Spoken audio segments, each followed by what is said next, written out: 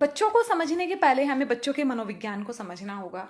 हमें ये समझना होगा कि जो बच्चे होते हैं, ये किस तरह से हमसे भिन्न होते हैं, हमसे थोड़े से अलग होते हैं।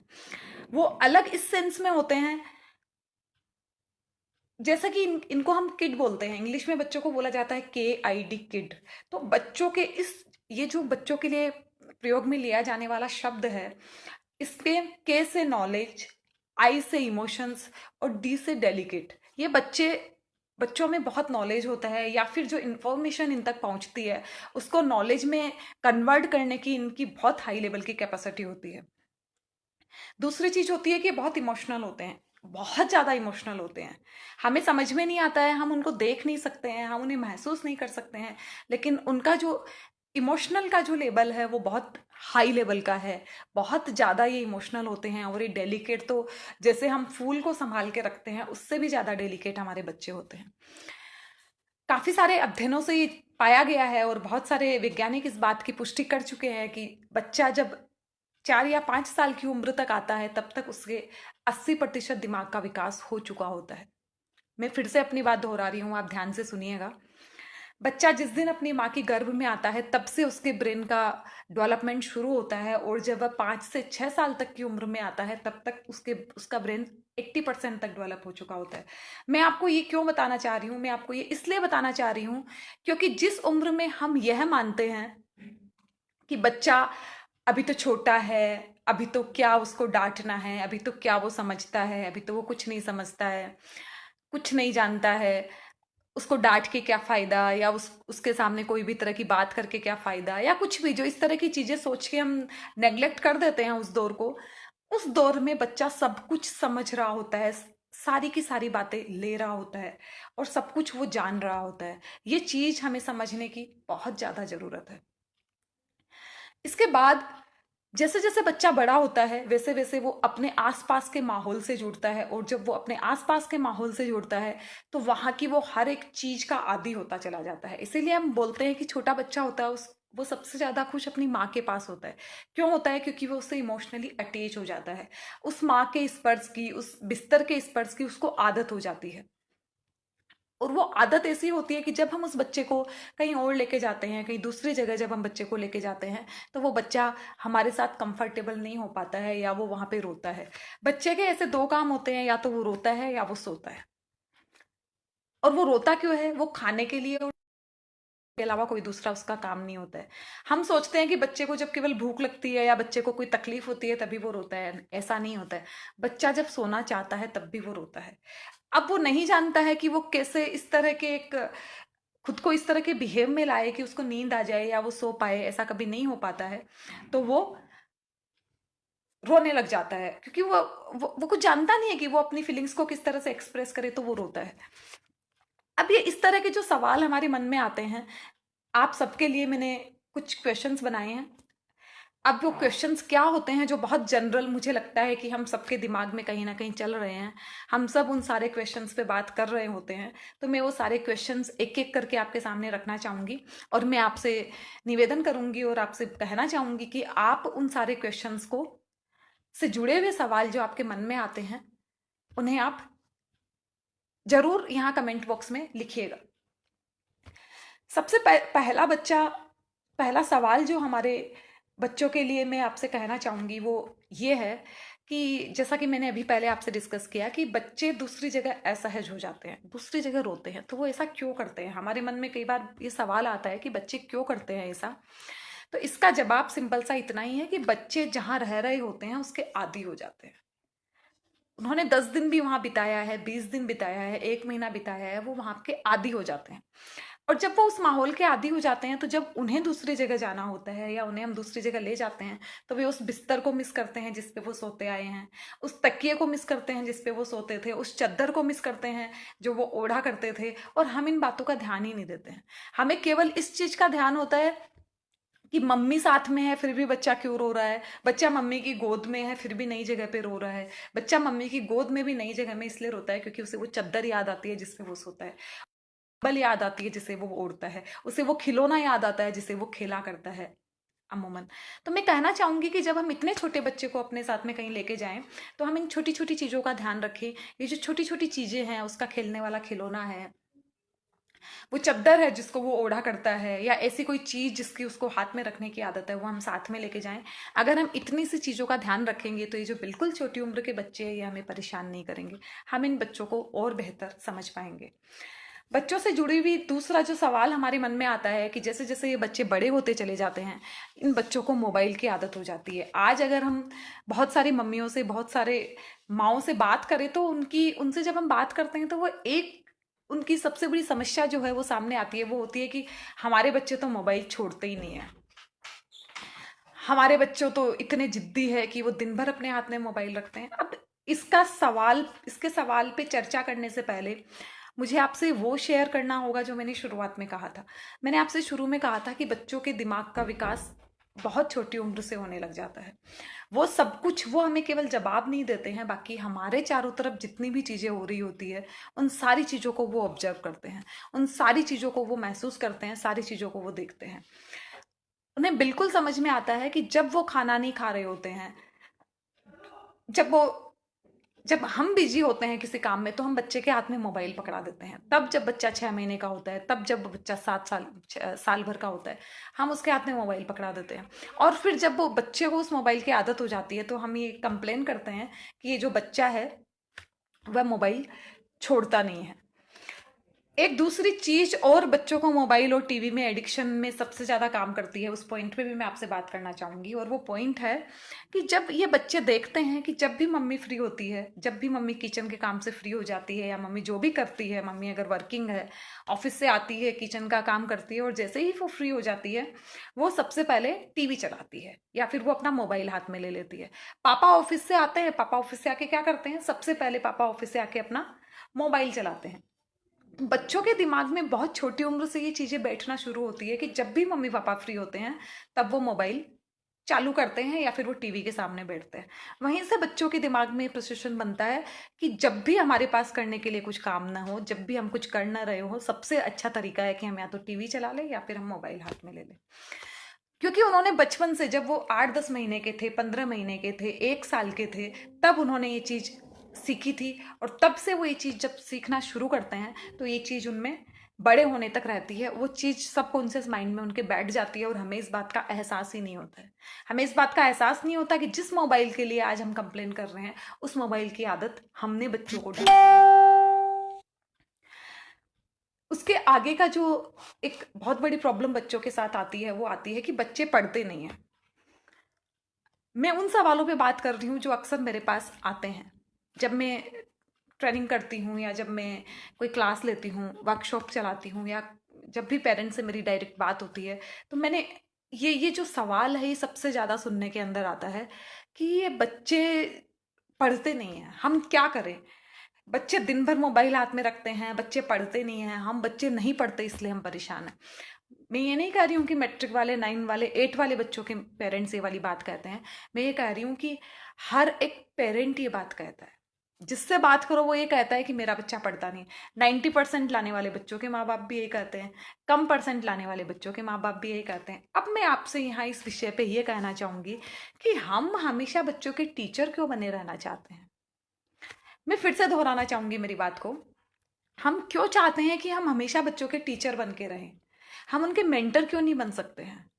बच्चा सुबह स्कूल जाता है, बच्चा दोपहर तक स्कूल में रहता है, वो स्कूल से लौट के आता है, वहां पे वो सारे टीचर्स के बीच में रहता है जो उसे केवल और केवल और केवल और केवल पढ़ाते हैं। जब बच्चा घर आ जाता है, घर आने के बाद में भी हमने उसके ऊपर ट्यूशन लगाया हुआ है, वो भले क्लास 2 में हो, वो भले क्लास 1 में हो, वो भले एलकेजी में हो, या फिर वो 6-7 जिस भी क्लास में हो, हमने उसके लिए ट्यूशन लगाया हुआ है। फिर बच्चा पढ़ने बैठ जाता है। फिर उसके बाद हमारी बारी आती है, और हम चाहते हैं कि बच्चा हमसे भी पढ़े। अब आप खुद सोचिए कि क्या बच्चे के जीवन का लक्ष्य केवल यही है कि हम उसे जो किताबी ज्ञान है उसको भर भर के, बिल्कुल एकदम घोट घोट के पिलाते रहें। क्या सचमुच ऐसा करने से हम बच्चे का फ्यूचर अच्छा कर पाएंगे। क्या सचमुच ऐसा करने से हम उसमें वो सारे आदर्श, वो सारे संस्कार, वो सारी चीजें डाल सकते हैं जो एक बच्चे को बड़ा होने के लिए चाहिए। क्या हम उसे वो सब चीज दे सकते हैं जो उसे जीवन में आने वाले हर एक लड़ाई में काम में आ सके। आप सब बहुत अच्छी तरह से जानते हैं कि जिंदगी की जो एग्जाम होती है उसमें पहले पढ़ाया नहीं जाता है। ये केवल पढ़ाई ही ऐसी है जो बच्चे करते हैं स्कूलों में, जहाँ पहले पढ़ाया जाता है और उसके बाद उसकी परीक्षा ली जाती है। जिंदगी की जो परीक्षा है वो उससे उल्टी चलती है, और ये चीज हमें समझना और जानना बहुत जरूरी है। जिंदगी की जो परीक्षा होती है उसमें पहले पेपर आता है, और उसके बाद में हम सीखते हैं कि इसको कैसे सॉल्व किया जाता है। जिंदगी के जो सवाल होते हैं वो किसी परीक्षा में पढ़ाए नहीं जाते हैं, परीक्षा में किसी क्लास में नहीं पढ़ाए जाते हैं। किसी क्लास में पढ़ के हम जिंदगी की समस्याओं का जवाब नहीं दे सकते। और जब हमने बच्चों को इस चीज के लिए कभी प्रिपेयर ही नहीं किया, कभी हम बच्चों के मेंटर बने ही नहीं, तो हम कैसे उन्हें वो सारी परीक्षाओं में सफल होना सिखा सकते हैं जो उनकी जिंदगी में आने वाले टाइम में आने वाली है। और वो कैसे हमें भी टीचर के रूप में एक्सेप्ट कर सकते हैं, क्योंकि वो तो दिन भर टीचर के साथ रह रहे हैं। जब वो इतना समय टीचर के साथ बिता रहे हैं तो हम कैसे उनके फिर हम टीचर बन जाएं और हम भी उन्हें वही सिखाएं जो वो सीख के आए हैं। अब यहाँ आप कहेंगे कि अगर हम बच्चों को नहीं पढ़ाएंगे तो बच्चे तो पढ़ेंगे ही नहीं, बच्चे तो फेल हो जाएंगे। और मैं आपसे कहूंगी कि आपको बच्चों को किताब लेके नहीं पढ़ाना है, आपको बच्चों को वो पढ़ाना है जिससे वो बच्चे उन किताबों को पढ़ने लगे जो उनके कोर्स में है। ये चीज समझना हमें बहुत जरूरी है कि हम किस तरह से बच्चों को ऐसा क्या सिखाएं, किस तरह से हम बच्चों की परवरिश करें कि वो सच में पढ़ने लग जाए। और पढ़ने की जहां तक बात है, वहां हर एक बच्चे का लेवल अलग होता है, हर एक बच्चा अपने दिमाग के हिसाब से पढ़ता है। तो हम अगर जब हमारे बच्चे का जब ब्रेन इस तरह से चल रहा है कि जो किताबें उसके हाथ में हैं वहां पे वो केवल 60% ही मार्क्स ला सकता है, बाकी उसका दिमाग अलग अलग चीजों में चलता है, वो बहुत सारी क्रिएटिव चीजें करता है। तो हमें वहां पे ये सोचना बहुत जरूरी है कि क्यों हम बच्चों को 90% की दौड़ में दौड़ा रहे हैं, क्यों हम उन्हें उस तरफ नहीं जाने दे रहे हैं जहां उसका दिमाग चलता है। तो ये जो एक कारण है बहुत बड़ा कि बच्चे पढ़ते नहीं हैं, इसका ये बहुत अच्छा जवाब है कि हम बच्चों के टीचर ना बने। हम अगर बच्चों के मेंटर बनना शुरू कर देंगे तो वो बच्चे पढ़ना शुरू कर देंगे। हम उन्हें पढ़ने की वैल्यू उस लैंग्वेज में समझाएंगे जिस लैंग्वेज में वो समझते हैं। क्योंकि आप ध्यान रखना, जिस दिन बच्चा स्कूल जाता है पहली बार, वो बड़ा खुश होकर बैग लेके हाथ में स्कूल जाता है।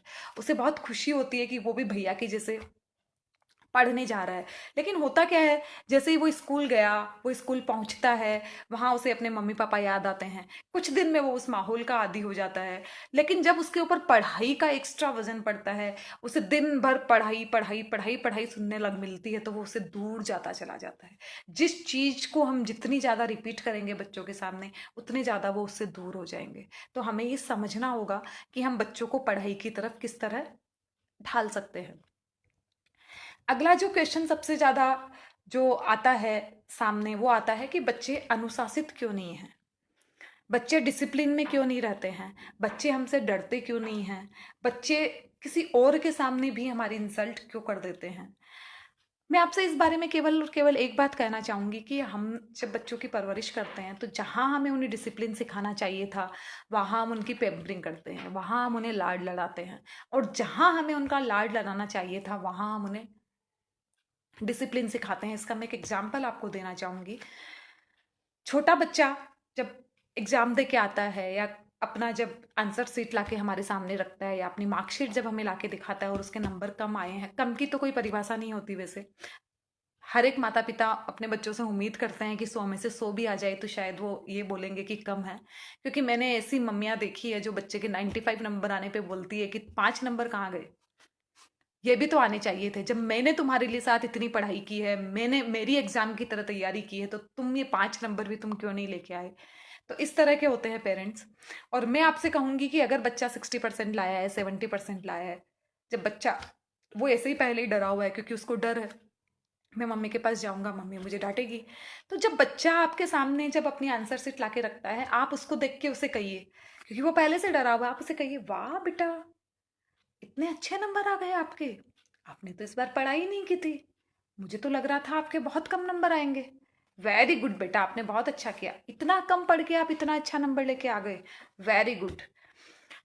अब बच्चा थोड़ा सा कंफर्टेबल होगा, अब बच्चे को लगेगा कि हाँ, मेरा कोई वजूद तो है, मम्मी मुझसे नाराज तो नहीं है। मम्मी बाकी मम्मियों की तरह नहीं है जिनको केवल और केवल नंबर चाहिए, क्योंकि ये बच्चे सारी बातें करते हैं हमारी अपने दोस्तों में जाके।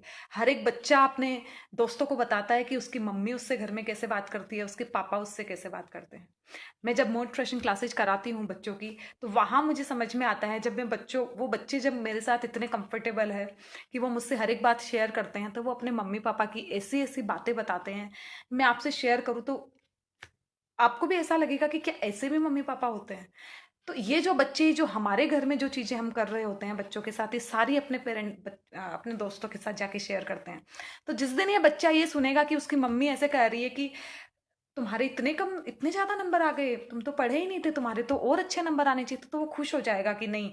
बाकी जो बताते हैं कि मम्मी ने डांट दिया, मम्मी ने पनिशमेंट दिया, मम्मी ने मूवी देखने जाने वाली थी लेकिन उन्होंने कैंसिल कर दिया, वो गिफ्ट देने वाली थी उसके लिए उन्होंने मना कर दिया, और जितनी भी तरह की तमाम जो हम लालच बच्चों को देते हैं, उन सारे लालच जो बाद में हम उन्हें नहीं देते हैं, जिससे बच्चे बहुत परेशान होते हैं या बहुत इमोशनली वो हर्ट होते हैं। तो ये बच्चे जब अपने दोस्तों को जाके बताते तो वो बहुत खुश होके बताता है कि नहीं, मेरी मम्मी ऐसा नहीं करती है, मेरी मम्मी ने ऐसा कहा। और फिर बड़े प्यार से, बड़े धीरे से, किसी भी टाइम आप उसको पार्टी दीजिए, आप उसको वही खिलौना दीजिए जिसका आपने प्रॉमिस किया, आप सब कुछ कीजिए, और इन बिटवीन आप उस बच्चे से कहिए, बेटा आप पढ़े नहीं थे, आपने पढ़ाई नहीं की थी, इतना कम आप पढ़े थे, फिर भी आप 70% लेके आ गए। आप सोचिए, अगर आप थोड़ा भी पढ़ लेते, थोड़ा सा भी अगर आप दिमाग लगा लेते, तो आपका जो ये परसेंटेज का लेवल है आपकी पढ़ाई का, जो इस तरह कितना ऊपर हो जाता। बजाय इसके कि हम उसे कहते हैं, पता ही था इतने ही नंबर आएंगे, दिन भर मोबाइल में लगा रहता है, दिन भर टीवी देखते रहता है, परेशान हो गई मैं तो तुझसे, आने दे आज तेरे पापा को, आज ही बताती हूँ तेरे को, ये जो इतने महंगे खिलौने लाके देते हैं सब बंद करवाती हूँ, कल से तुम्हारा सब कुछ बंद, कल से तुम कुछ कोई सीरियल नहीं देखोगे, कल से तुम मोबाइल को हाथ नहीं लगाओगे, तंग आ गई हूं मैं, तुमसे कुछ नहीं हो सकता है, तुम अपनी जिंदगी को बर्बाद करोगे, और ब्ला ब्ला ब्ला ब्ला ब्ला ब्ला ब्ला ब्ला ब्ला। न जाने कितने इस तरह के हम सेंटेंसेस बच्चे को बोल देते हैं, जबकि एक सेंटेंस से काम हो सकता था। तो जहां हमें बच्चे को पेम्पर करना चाहिए था, वहां हमने उसे डिसिप्लिन सिखाना चाहा। यही हमारी गलती है कि बच्चे डिसिप्लिन नहीं सीखते हैं। और इसका उल्टा, जहां हमें बच्चों को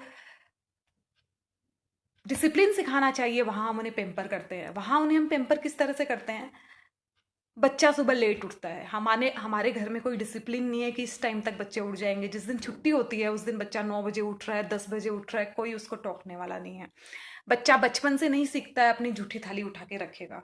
बच्चा बचपन से नहीं सीखता है कि भले उसकी चद्दर छोटी है, बड़ी है, उसकी स्कूल बैग जगह पे उसे रखनी है, चद्दर अपनी समेटनी है, स्कूल से आते हुए जूते अपनी जगह पे रखने हैं, टिफिन वाटर बॉटल निकाल के रखने हैं, मम्मी पापा से ऊंची आवाज में बात नहीं करनी है, सुबह उठते ही पूरे घर वालों के पैर छूने हैं। बहुत सारी चीजें हैं जहां हमें उन्हें डिसिप्लिन हम सिखा सकते हैं, उन्हें बता सकते हैं कि ये डिसिप्लिन होता है, आपको ये फॉलो करना होगा।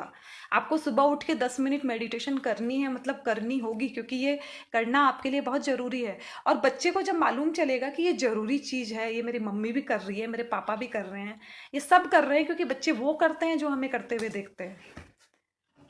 और जब इस तरह की चीजें हम बच्चों के अंदर डालेंगे, जब बच्चे इस तरह की चीजें सीखेंगे, तो एक दिन ऐसा आएगा कि बच्चों को कोई दिक्कत नहीं लगेगी कोई चीज के अंदर, बच्चे कहीं भी परेशान नहीं होंगे, और बच्चे बहुत अच्छी तरह से अपना सारा काम कर पाएंगे। बच्चे बहुत अच्छी तरह से हमारी बातें समझ पाएंगे और हम बच्चों को हमारी बात समझा पाएंगे।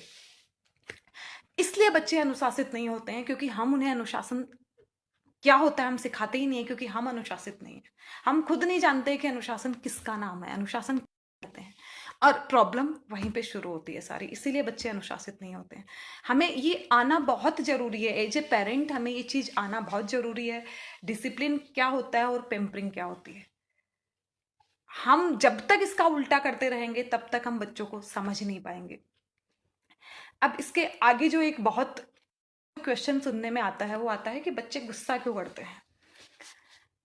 बच्चों का जो टॉलरेंस का जो पावर है इतना कमजोर दिन प्रतिदिन होता जा रहा है कि बच्चे इतने ज्यादा हाइपर होते हैं, छोटी छोटी बातों पे बच्चे इतना ज्यादा रिएक्ट करते हैं, मारने लगते हैं, जमीन में सर पटकने लगते हैं, चीजें फेंकने लगते हैं। मैंने जैसा कि आपसे कहा कि बच्चे अपने साथ एक भी हैबिट लेके नहीं आते हैं, वो बच्चे वो सब करते हैं जो वो हमें करते हुए देखते हैं। बच्चों के गुस्सा करने के 2-3 कारण होते हैं। उसमें एक जो पहला कारण होता है, वो ये होता है कि बचपन से उन्होंने देखा है कि जैसे ही बच्चे रोए या वो नहीं रोए, उसके पहले उनकी हम सारी डिमांड पूरी करते हैं। बच्चे जानते नहीं कमी क्या होती है। इसमें कोई बुराई नहीं है कि हम चाहते हैं हमारे बच्चे को दुनिया के सारे ऐशो आराम मिले, लेकिन इसमें बुराई तब आ जाती है कि जैसे जैसे वो बड़े होते जाते हैं, उनकी डिमांड्स बढ़ती चली जाती है, उनके ख्वाब बड़े हो जाते हैं, और जब हम उन्हें मना करना शुरू करते हैं, उन्हें आदत नहीं है ना सुनने की, क्योंकि उन्होंने अभाव नहीं देखा। वो नहीं जानते कमी क्या होती है। जब हर एक चीज उन्हें इस तरह से परोसी जाती है, तो जिस दिन उन्हें मना किया जाता है किसी चीज के लिए, उस दिन वो फ्रस्ट्रेट होते हैं। और वो जब फ्रस्ट्रेट होते हैं तो अपने फ्रस्ट्रेशन को गुस्से के रूप में निकालते हैं। एक दूसरा कारण और होता है बच्चे के गुस्सा करने का, क्योंकि वो हमारे घर में देखते हैं कि जब भी कोई किसी के ऊपर गुस्सा करता है, जब घर में कोई तेज आवाज में बात करता है, तो दूसरा आदमी उसे मना लेता है, उसे पटाने के लिए आता है। पापा जब नाराज हो जाते हैं तो मम्मी पटाने के लिए आती है, मम्मी नाराज हो जाती है तो पापा पटाने के लिए आ जाते हैं। कहने का मतलब कि जो भी अपनी आवाज को तेज करके बात कर रहा है, उसे सपोर्ट करने के लिए कोई ना कोई आ जाता है और आके उसका साथ देने लगता है। और जब इस तरह की चीज बच्चे देखते हैं तो वो भी सीखते हैं कि मैं भी ऊंची आवाज में बात करूंगा। मैं जब अपनी आवाज को तेज करूंगा, अपनी आवाज को तेज करके बात करूंगा, तो मेरी जिद है जो पूरी हो जाएगी। तो ये एक चीज और बच्चे अनकॉन्शियसली सीखते हैं, वो हमसे सीखते हैं ये सारी की सारी चीजें, इसलिए वो गुस्सा करते हैं, वो नाराज होते हैं। अब यहाँ ये आता है कि हम उनकी नाराजगी को कैसे दूर करें। तो उनकी नाराजगी को दूर करने का सीधा सा तरीका ये है, जो बच्चों की मांगे जायज नहीं है, वो जब हमसे वो सारी मांगे करते हैं, तो हम उन्हें इग्नोर करें। हम बचपन से कुछ इस तरह का माहौल हमारे घर में बनाएं कि बच्चे को ऐसा महसूस नहीं हो कि उसके मुंह से आवाज आएगी नहीं, उसके पहले उसकी सारी बातें पूरी हो जाएगी। उसकी हम वही ज़रूरत पूरी करें जो हमें लगता है कि उसके बचपन के लिए आवश्यक है। उसकी अनावश्यक मांगों को हम बिल्कुल छोटी उम्र से, मैं ये बात नहीं कर रही हूँ 4-5 साल के बच्चे की, मैं ये बात कर रही हूँ जब बच्चा बहुत छोटा होता है, जब बच्चा बिल्कुल 6 महीने 12 महीने का होता है, मैं तब से ये सारी बातें कर रही हूँ। तब से हम इन छोटी छोटी चीज़ों का ध्यान रखें, तो डेफिनेटली बच्चे में जो स्ट्रगल करने की जो कैपेसिटी है वो बढ़ेगी। उसे पता चलेगा कि हर एक चीज़ के लिए स्ट्रगल किया जाता है, और जब स्ट्रगल बढ़ता है तो टॉलरेंस भी बढ़ता है, और जहाँ स्ट्रगल कमता है वहाँ टॉलरेंस भी कमता है। हमें इस बात को समझना होगा। इसी से जुड़ा हुआ जो एक और सवाल है जो पूछा जाता है अक्सर, वो होता है बच्चे जिद्दी क्यों होते हैं। इसका जवाब भी लगभग वही है जो गुस्से वाला है, क्योंकि बचपन से बच्चे ने देखा नहीं है कि उसको कभी ना सुनने मिला है। उसकी हर चीज के लिए उसे हाँ सुनने में मिलता है, और जब वो इतना हाँ सुनने का आदी हो जाता है, और जिस दिन से उसे ना सुनने के लिए मिलना शुरू होता है, तो वो बर्दाश्त नहीं कर पाता है और वो उस चीज के लिए जिद करता है। आप अगर शुरुआत में उसकी 2-4 जिद को पूरा नहीं करोगे तो वो जिद नहीं करेगा, क्योंकि उसे पता चलेगा कि कितना भी मैं रो लूं, कितना भी चीख लूं, कितना भी चिल्ला लूं, कोई काम नहीं आने वाला है। जब वही चीज उल्टी होती है कि बच्चा थोड़ा सा चिल्लाया, थोड़ा सा रोया, थोड़ा सा उसने रोना धोना मचाया, तो दादी माँ आ जाती है, नहीं नहीं बच्चा रो रहा है, 10 साल बाद घर में बच्चा हुआ है, उसको रुलाना नहीं है, और वो लाड प्यार शुरू हो जाता है। पापा ऑफिस से आ जाते हैं तो पापा बोलते हैं, क्या मेरे आते ही बच्चे को रुलाना शुरू कर दिया, इसको चुप करो, कम से कम ये जो मांगता है इसको दे दो, कोई बात नहीं है, लेकिन मेरे सामने इसको मत रुलाया करो। और ये, या फिर मम्मी खुद ही, अब वो परेशान है, वो काम कर रही है, बच्चा रो रहा है, ठीक है तुम ले लो। वो चीज सही हो नहीं हो, हम कर देते हैं, और उन सब करने में एक दिन ऐसा आता है कि बच्चा जिद्दी होने लग जाता है, और वो जैसे जैसे जैसे बड़ा होता है उसकी जिद बढ़ती चली जाती है, और हम फिर कंप्लेन करते हैं कि मेरा बच्चा जिद्दी हो गया।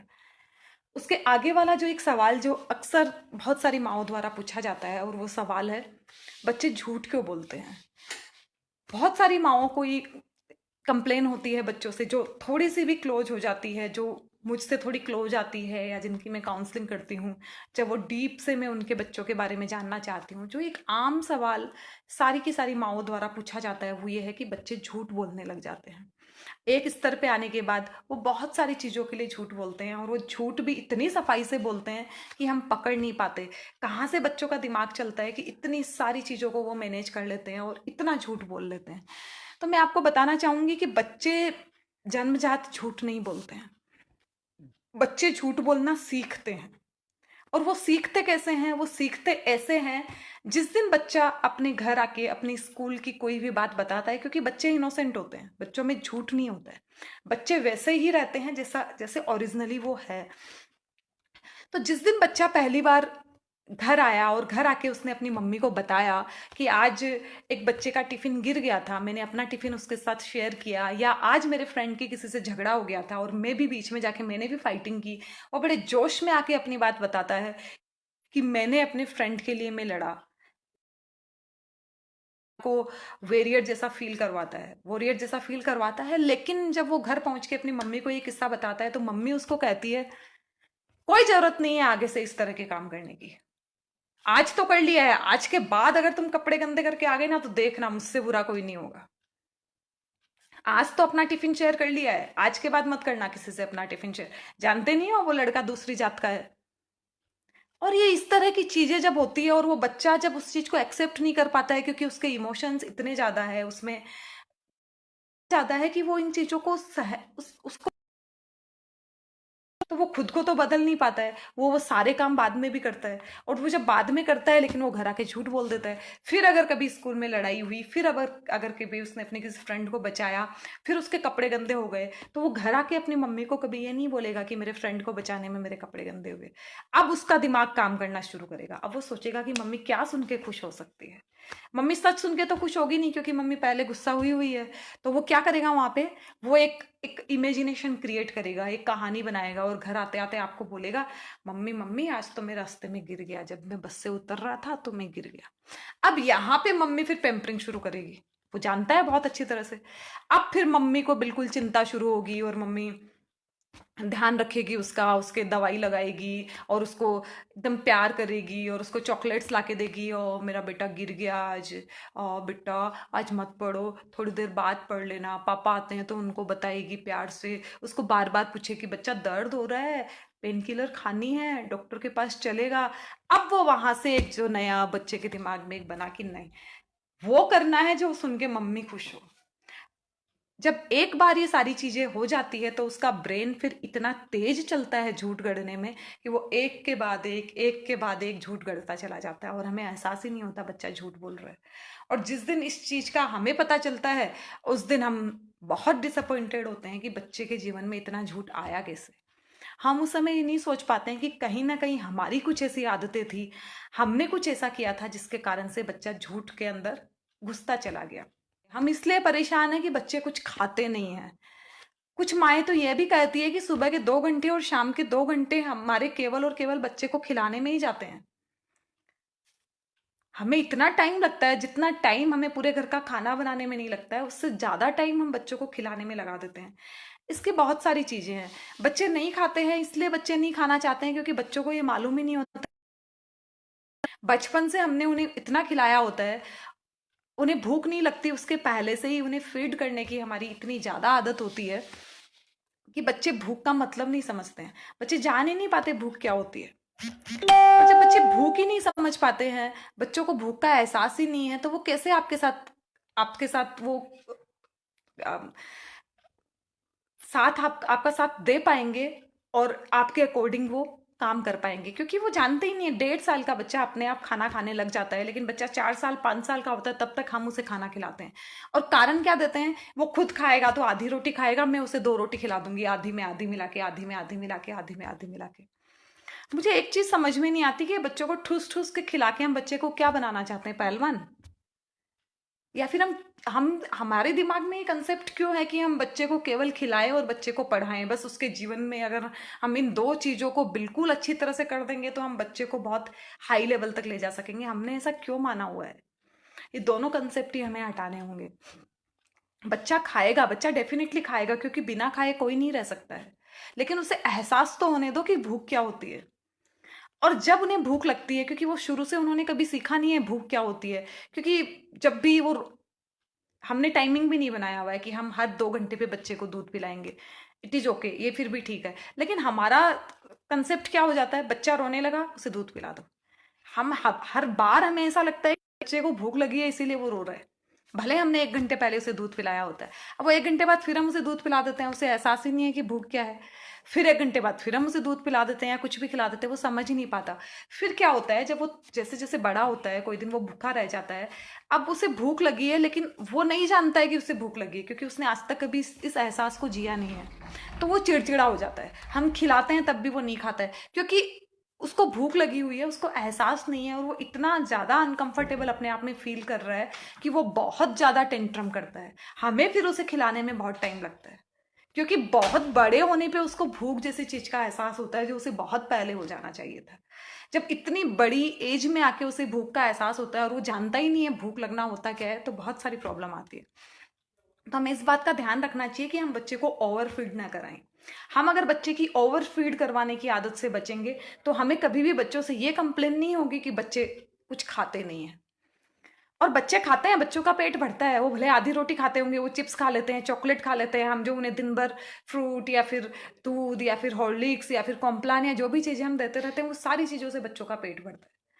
तो हम एक तो उन्हें टाइम टू टाइम खिलाएं, हम उन्हें दिन भर ना खिलाएं, तो बच्चे खाएंगे, डेफिनेटली बच्चे खाएंगे हम। लेकिन ये चीज़ दिमाग से निकाल दें कि बच्चों को की परवरिश या बच्चों की हेल्थ बहुत अच्छी तभी रह सकती है जब वो दिन भर ठूस ठूस के खाए।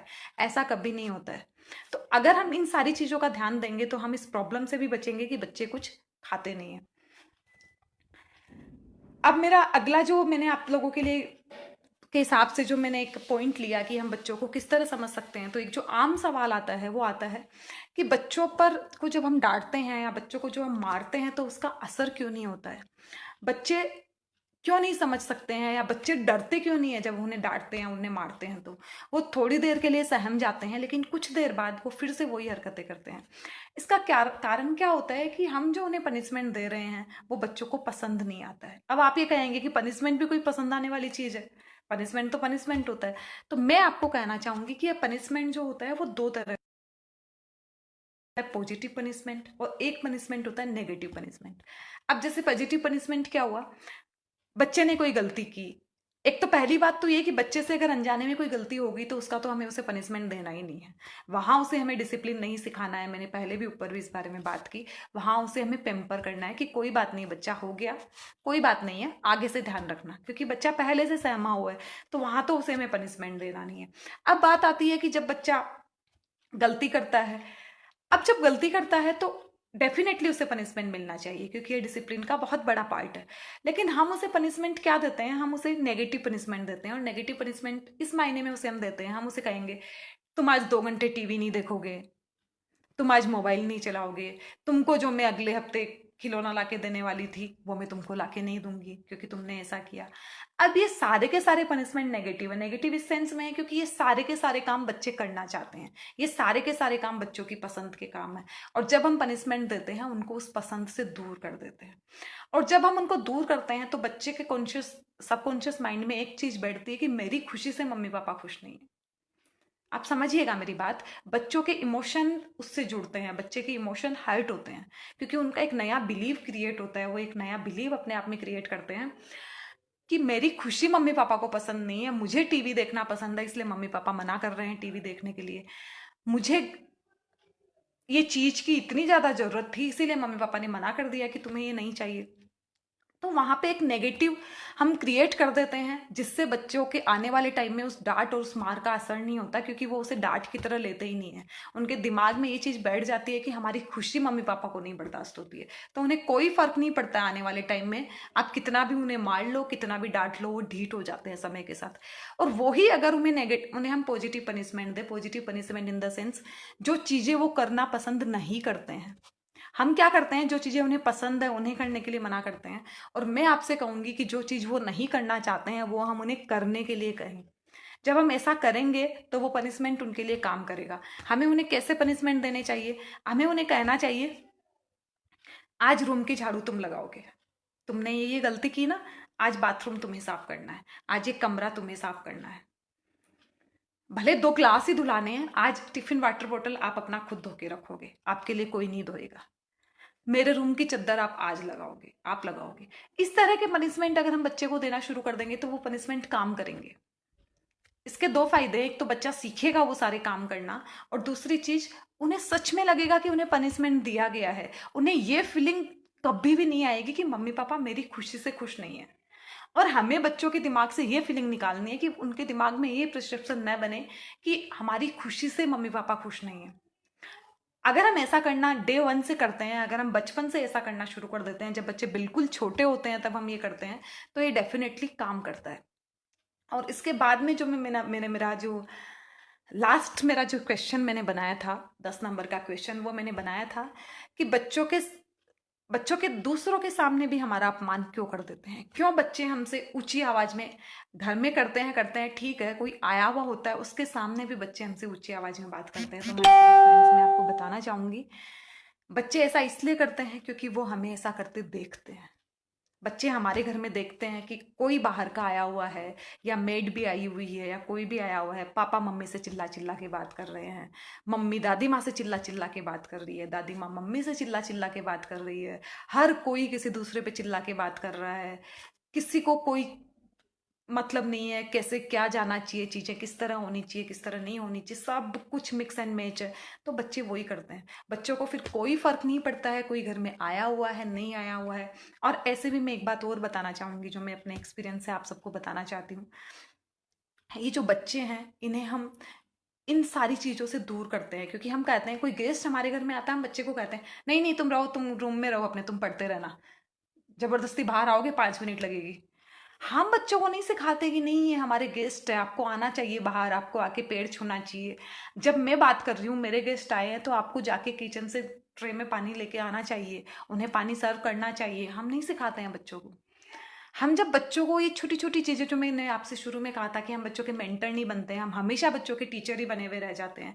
हम टीचिंग में इतने पागल हुए हैं, इतने पागल हुए हैं कि छोटी छोटी चीज़ें जिन्हें हम संस्कार कहते हैं, जिन्हें हम आदर्श कहते हैं, जिन्हें हम परिवार से जुड़ना कहते हैं, जिन्हें हम हमारी संस्कृति के का परिचायक मानते हैं, वो सारी चीज़ें बच्चे सीखने से बहुत पीछे छूट जाते हैं। तो हमारा काम वहाँ क्या होना चाहिए, हमें बच्चों को इस तरह से प्रिपेयर करना है कि बच्चे, हम इतने अवेयर रहें, हमें इतना ध्यान रहे कि हमारी हर एक एक्टिविटी बच्चे को सिखा रही है। केवल हम जो उन्हें करने के लिए कहते हैं उससे बच्चे नहीं सीख रहे हैं, बच्चे उन सारी चीज़ों से सीख रहे हैं जो कि वो देख रहे हैं। क्योंकि जो दिमाग होता है या बच्चे जो होते हैं वो कभी भी वो नहीं करते हैं जो वो सुनते हैं, वो करते हैं जो वो देखते हैं। मैं आपसे एक ही निवेदन करना चाहूँगी, मैं आपसे एक ही बात कहना चाहूँगी कि हम बच्चों के मेंटर बने, हम बच्चों के टीचर ना बने। मैं आपसे निवेदन करना चाहूँगी ये, हम कोशिश करें हम बच्चों के टीचर ना बने, क्योंकि टीचर बहुत है उनको पढ़ाने के लिए। पहले उनकी स्कूल में टीचर मौजूद है, फिर उनके ट्यूशन वाले टीचर मौजूद है। अब हम भी अगर उनके टीचर ही बन जाएंगे तो और बाकी जितनी भी शिक्षाएं जो उन्हें हम दे सकते थे इधर से उधर से, वो सारी की सारी शिक्षाएं दूर हो जाएगी। उन सारी शिक्षाओं तक हम बच्चों को नहीं पहुंचा पाएंगे। तो मैं आपसे निवेदन करूंगी कि हम बच्चों के मेंटर बने और बच्चों को समझें। जितना हम बच्चों को समझेंगे उतना ही बच्चे हमें समझ पाएंगे और हम हमारे जीवन में बहुत आगे तक बढ़ पाएंगे। बहुत बहुत धन्यवाद आपका। नमन, प्रणाम, जय हिंद, बाय।